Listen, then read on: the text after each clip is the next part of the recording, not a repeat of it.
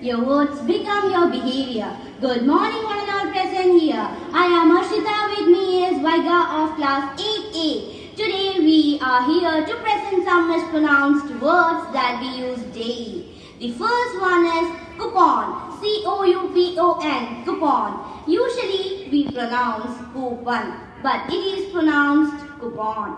The second one is determine. D-E-T-E-R-M-I-N-E.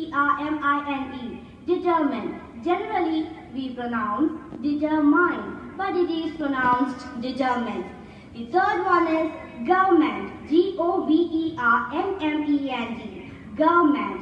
Normally we pronounce the word as government, but the correct pronunciation of the word is government. The fourth one is wolf. Generally we pronounce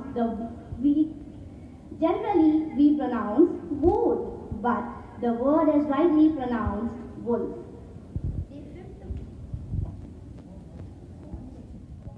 The fifth one is situation.